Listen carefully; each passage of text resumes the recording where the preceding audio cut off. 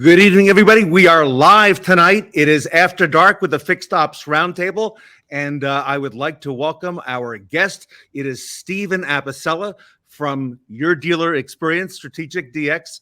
Stephen, welcome to After Dark. Hey, love being here. Where's Kara? Where's she at? I don't know. I think she's running late. We're waiting on her. No, Carol will actually be back with us next Monday. She's got some family stuff tonight and this week, so we'll look forward to seeing her back. But Wish her I all think the you best. and I can hold it down, Steve. You bet. Looking forward to it. Yeah, me too. And I also want to thank our sponsor this evening and every Monday night here. It is BG Products, Partners Beyond Products. So BG, we thank you so much for all you do for our industry. And Steve, you're right. We do have Kara also coming up with both of us at the next show, which is going to be coming up in September. And the tickets have just opened for that one. And it is Fixed Ops Roundtable, the Roaring 20s. And that'll be on, Steve, Tuesday, Wednesday, and Thursday, September 20th, 21st, and 22nd. So I'm looking forward to that and looking forward to dressing up, and I hope you will too. Me saying that, I'm looking at the comments on the side here, and I want to underscore what Dominic said, that your intro is awesome. I love, not the least of which is yourself. I love all of the leaders that are on there, but the cool part about this Fixed Ops Roundtable that I feel really blessed to be a part of is the information exchange, and about when you have so many leaders, whether we agree or disagree, we make a vast mistake by not engaging one another. It's such a great industry that we have. I love it. We are resilient because in the most difficult times, and we have challenges afoot right now, the best thing we can do is work together. And this is a great forum to do exactly that. I love it. And you are an integral part of that, my friend, with what you're doing at Strategic DX. And I actually want to talk about that with you and with the audience tonight. So we appreciate everybody being here. Appreciate all your comments. Jeff Daniel is here tonight from Jeff, I think you're in Kalamazoo, although maybe you're in that place with the better scenery that I saw over the weekend. I don't personally know Jeff, I love his comments. I love his contributions. He's definitely a leader, no doubt. Yeah, and he did a great job, Steve, at the last event, as did you with your panel. Thank you. And he had a panel with female technicians, mostly female technicians from his dealership. So not something that you see every day. This man walks the talk. Am I right? I mean, just incredible. Love it. Yeah, and there's Tully. That's cool. Yeah, Jeff does a great job, and actually, yeah, it wouldn't be a Monday night without Tully Williams. Everybody, look how Tully speaks the language. F&I and fixed together. So, Tully, you're so right about that. These things should not be divergent. They should be one and the same. There's no doubt. Yeah. So that leads me, if I may, with a couple questions that I want to ask the audience tonight. And Steve, I'll ask them of you as well. I've got 4 questions. Most of them are true or false. I think there's a multiple choice. This isn't Canadian trivia, is it? Is it something I'll know? I hope so. I got a lot of the information from your website. So good. I'm ready. We'll fact check it right now. Okay, we'll do that together. Okay, so question number 1, everybody. The most important relationship in the retail auto industry is between the dealer and their customer. Everybody, true or false? Steve, what do you think? What I love about this one, it's near to me, is that, I'm a part of, and you call it whatever you want, I call it the dealer support community. We have to remember our role. Our role is to strengthen the centric relationship between their dealer and their customer, leading to more revenue and leading to more retention. Tell me I'm wrong. I think this is the mission for every vendor or everybody in the dealer support community, to strengthen that. No matter what you do, fixed ops, variable ops, whatever it is, that's the mission, is to strengthen that relationship, leading to more revenue and leading to more meaningful retention. And if I've got that wrong, somebody's got to tell me. And I see Stephen Granger is on here tonight of Recall Rabbit. Stephen, welcome. Steve, do you know Steve Granger? I don't. Only by name and face now. That's it. Yeah, great contributor to the fixed ops community and a great friend. Has a product called Recall Rabbit, and looking forward to getting to talk to him as well. And I don't know, do you know Roger Conant? So again, only by name. I think I saw him popped up on. He checked out my LinkedIn feed today, but I know him by name, and I think what he's saying here is on point. You got such a great event here. It's free for everybody to attend, and the content, Ted, is so on point. I love it. I love being a part of it, and I love learning from it. And Steve, the content surprises even me. I went back over the weekend. I was looking at some stuff that we did last year, looking at some of the panels, and wow, we were talking about some of these things a year and a half ago. Also, Mark Zabrowski from the Philadelphia area is on with us tonight. And Steve, Mark has been on the F&I side, on the bank side, for a long time. And look what he says: must clarify the definition of dealer between ownership, management, sales, service, parts, and etc. Again, so Mark, on point. This is what is modern retailing, right? And the challenge for our industry, Ted, you've heard me say this before, but I think it's a rally cry for all of us. Is it our mission? Is it our industry's mission to only sell a car and maybe an F&I product or two, or to also earn a reoccurring customer? This is the part of the journey, the ownership journey, that the brick and mortar dealers should embrace. It should be one continuous ownership journey before, during, and after, and it shouldn't feel like fragmented parts like it feels right now. I think it's our greatest opportunity as an industry. Yeah, I would agree with you. Yep. And that brings me to the second question that I had, if I may. The answer to the first one is true. Okay, it is true, just to make sure. Okay, all right. The second one on here: name a product sold in the finance and insurance, sometimes called the business office. A, is it vehicle service contracts? B, is it dealer-owned prepaid maintenance? C, gap insurance? D, tire and wheel protection? Or E, all the above? Or F, and a whole bunch more. This is that topic. F&I is so close to me. It's a critical financial work center in every dealership. And not only is it critical financial opportunity for a dealer, the resulting customer experience and loyalty benefits shouldn't be underestimated either. And there's a whole support community, billions and billions of dollars between agents and third-party administrators that make that revenue possible. They're all a part of this very important support community that should be. And this is another part, Ted, just real quick, I want to say, because it's a sentiment that wells up in me all the time. We have a great industry. I love it. And, the first thing I always acknowledge with people is that I'm not the guy that thinks everything is wrong. I don't think everything's wrong. I think just as you see people in the comments here and the people that support you and Fixed Ops Roundtable and this great industry, there's a lot of good stuff going on. Our challenge is we need to be constantly evolving, not because of the pandemic. The landscape's constantly shifting, and we have to be the ones that either define it or succumb to it. So those who love this industry like I do, and I know there's a lot, we're just continuously contributing to defining what's next today. And I'm glad that there are people on here to see you and I. It's not just for Kara. Okay, so okay, so the answer is E, all the above, and F, a whole bunch more. Yes, yeah. Okay, another question number 3, everybody. When a customer, Tully, this is for you.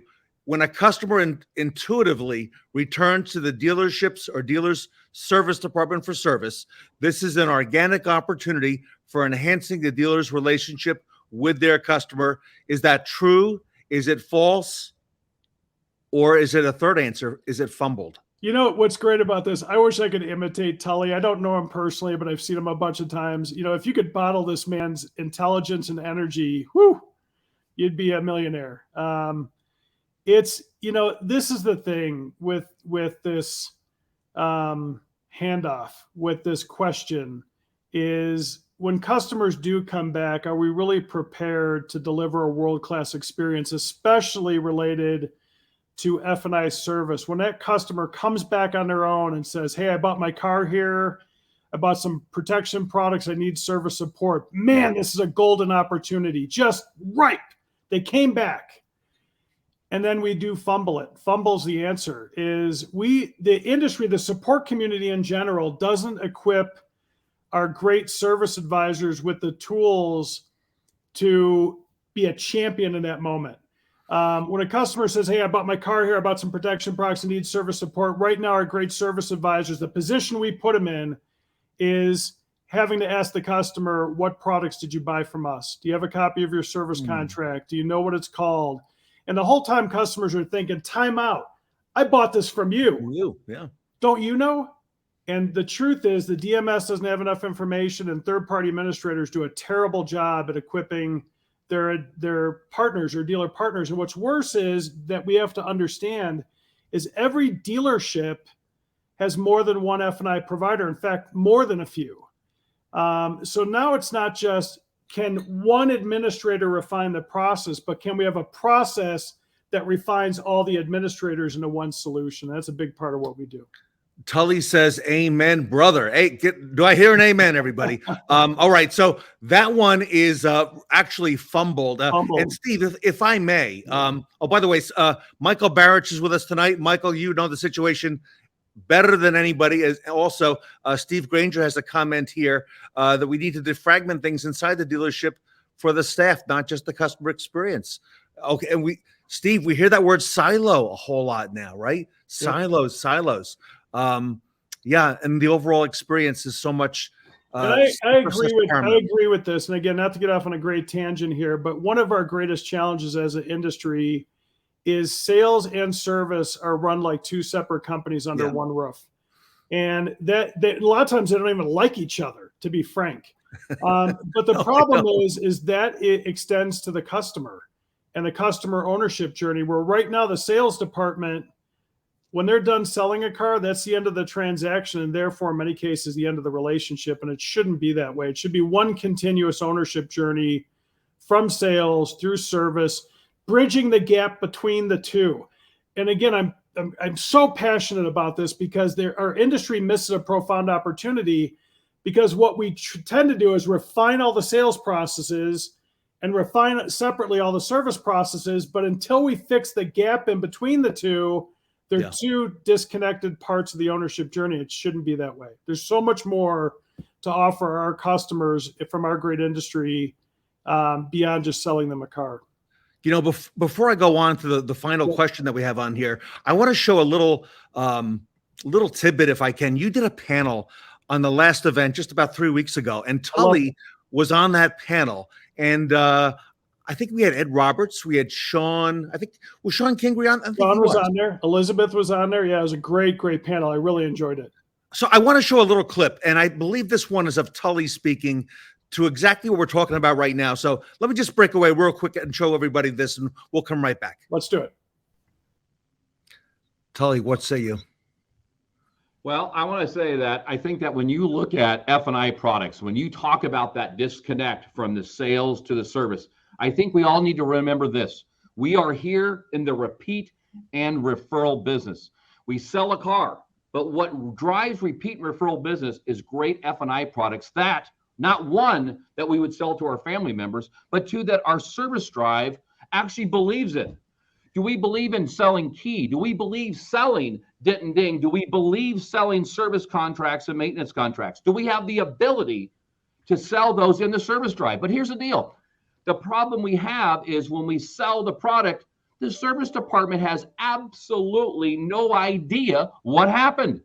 And I think that having that connection between the sales and the service department on these F&I products, so when they come in, guess what?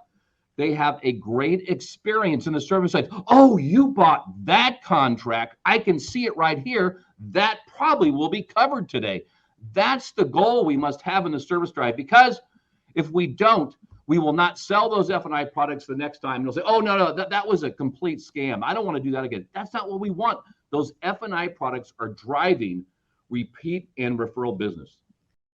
Steve, when you did this panel, this is what really drove it home for me. That was the light bulb that went on for Ted Ings and the aha moment, because everybody can relate to that.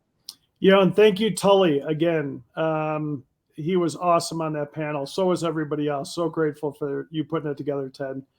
When you take a look at, and there's lots of great comments here, by the way. I'm looking at them, you guys, Brian and Michael and Jeff. Yes, yes, yes. A lot of really smart people here. This is one of the most profound opportunities, this connection between sales and service, that's missed right now. Think about F&I revenue, Ted, about, if you ask any dealer, how important is F&I revenue to you? And every dealer will say critically important. It's a cornerstone to the financial strength of a dealership, irregardless of what economic moment we're in right now. It's still critically important. If F&I revenue is so critically important and the associated consumer experience and loyalty benefits are so valuable, then why the hell do we leave this just to the F&I menu presentation alone? It's ridiculous. And when I say that, I'm not saying to stop the F&I menu presentation. I'm saying, should that value reside just there? Or should we put it like we do into the customer's hands after the point of sale, showing them, here's everything you did buy in one digital view, even through multiple administrators, and by direct extension, here's everything you didn't buy so you can learn about it and, God forbid, engage it on your smartphone and buy it after the point of sale. And it also puts it into the hands of the service advisors. Should service advisors be able to do this? Of course, but you've got to give them a process to be able to do it. It can't be the world's greatest mystery. And the same thing with digital F&I service. Yeah. Jumping through rings of fire and 1-800 numbers and phone queues and call hold wait times and manual claim processing. Come on, it's 2022. So what we do is we put this all in one unified dealer branded app connected to those providers so that the customer and the service advisors are connected to the products that are sold, not disconnected the way they are today. And the great news about this is there's no negative impact. It doesn't negatively impact the reinsurance position or frequency and severity of a claim. It just makes the process more connected. And, I think about this as there was an Apple event earlier today. They have these a couple times a year. Yeah. The modern cell phone, the modern smartphone came out in 2007. For Christ's sake, isn't it time for us to start leveraging it? It's amazing to me. Again, people matter, but processes matter too. And when you marry the two of them together with the right purpose, you have something pretty magical. Robert Sebastian says you're making too much sense. Robert, I agree. Steve makes a lot of sense. And Robert, also, one of the things he just said there, which I don't want to gloss over, Steve, go back to what you just said. It's dealer branded. It's not third-party administrator branded. We've got to keep the dealer's brand in front of the customer. You mentioned the cell phone at the beginning. Goes back to the question at the beginning. Most important relationship in the auto retailing industry is between the dealer and their customer.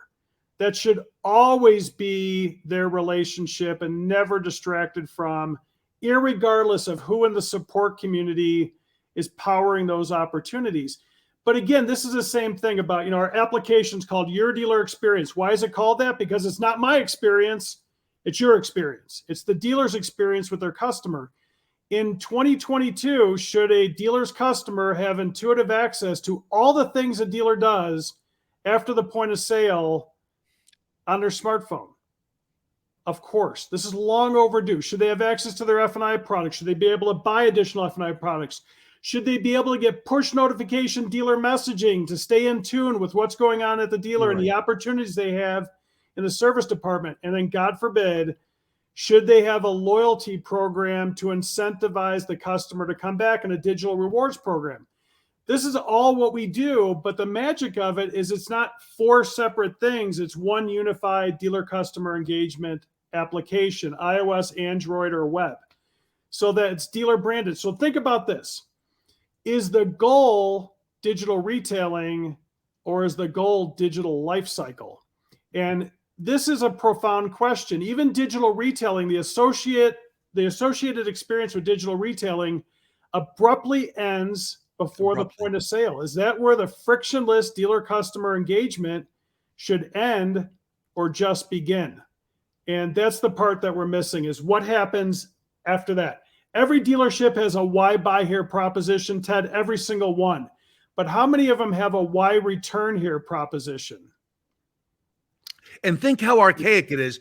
I buy the vehicle, I go home, I have a beautiful folder that I was given likely in the business or F&I office.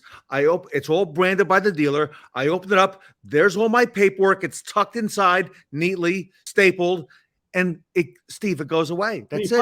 And you file it. And I never looked at it again. Until you're cleaning up 20 years later, and you're like, what the hell am I hanging on to that for? And that's what happens. You're right. And we're not like on LinkedIn, you see all of us on this show tonight. We all post a couple times a week, couple times a day in some cases, okay? But we have to be in front of the customer with this all the time. And the dealers are not taking advantage of that. And Steve, you allow us to do that. Customer obsessed. This is what we have to be if we're going to be successful in our endeavor. And you take a look at all the greatest things. Again, people don't like these comparisons. I'm not sure why. It's not to be afraid of it. It's to learn from it. We're a retailing industry. The greatest retailer on the planet right now is Amazon. Everybody knows that. But Amazon is not a $1 trillion valued company plus because they can digitally sell something one time. That's not what makes them great. Amazon figured out the desired customer engagement before and after the sale that keeps their customers coming back again and again and again. Ask anybody that's commenting and watching tonight on this or the recorded one, how many people engage with Amazon? How many people engage with Amazon more than once? This is constant. The same should be true for our great industry. It's not a one and done proposition. Is selling a customer a car, which is important, obviously, is the beginning of the journey, not the end.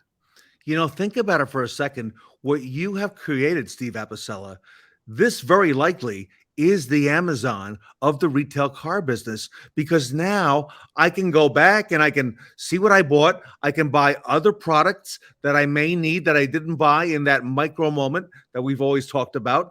You've made that possible, Steve. And this, again, I'm excited about it. The other thing that we do in our platform, which is a lot of fun, is, if you ask yourself, how many digital engagement platforms will a customer successfully engage with their dealer after the vehicle sale? The answer is one, not more than one, if you're ever going to successfully do it. So not only do we have all of these great things about purchasing F&I products after the vehicle sale and digital engagement for claims, even when multiple administrators exist, and dealer messaging with push notifications and a rewards program to incentivize customer loyalty, we also have an open architecture so that if you want to add other digital solutions in to that unified dealer branded environment, we support that. So you can plug other things in so that you don't have to have a separate app or a separate conduit for something else that you also want to engage. Wow. Yep. I love it. This was the fourth question. We almost didn't get to it. Do today's disconnected multiple third-party administrators make it difficult for the service advisor to initiate service for their customer? I want to disconnected. I want to qualify this one. So first of all, F&I third-party administrators are very, very valuable, and they play an immensely important role. They help create that very revenue that dealers so much feel is critical. But the problem with it is, if you take a look at what dealers have already adopted, every dealer's already adopted a piece of technology to unify the presentation of all the F&I products, even when they're from multiple third-party administrators. That's called an electronic menu. We already do that. That already exists, right? But what happens after the menu with multiple administrators? In the dealer's eyes and in the customer's eyes, it all becomes disconnected. Because third-party administrators are only looking at their process with the dealer. They're not considering it from the customers and from the dealer's point of view. So in our application, we say, wait a minute, this is not how you're going to create. If every F&I administrator suddenly overnight, and are a million miles away from this, suddenly had their own app, now the dealer and customer have to engage 3 or 4 or 5 different apps. That's part of the problem. Is you have to, for dealers especially, anybody who is on here works for a dealer, tell me if dealers need one more thing to do. They don't. They don't need one more thing to do. They need solutions that simplify the process, and going back to what I said earlier, help improve their engagement with their customer, leading to more revenue and more customer retention, period. That's what we're doing. And this is, again, it's dealer branded. It's connected to the third-party administrators. It's how we create a why return here proposition so a customer stays organically connected throughout their ownership journey with their dealer the way it should be. Judging by the comments, by the way, I mean, there's so many here. I'm actually even a little distracted by them because I'm reading them as we go. Steve, judging by these comments and the number of these are great comments by great people. Agreed. This topic is no longer even a topic. It's now top of mind, Steve. So we're going to have to cover this extensively. I think not just wait until September. Steve, you got to come back. Okay, you got to come back. Let's do it. Yeah, absolutely. You got to come back in the next 30 days, and we got to tackle this again, and maybe even another time before September, because the interest is really high in this. Count me in. You know, we've had so much growth. I'm proud of how much we've grown, and you know, I even look at LinkedIn. If you go to our LinkedIn page, Strategic DX -Your Dealer Experience.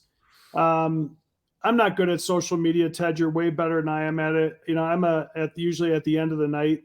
I better jump on LinkedIn and take a look and do something.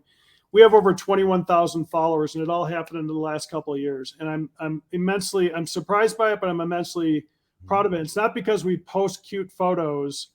It's because we have great content. And our dealership relationships, our third-party administrators, the great agencies that are out there.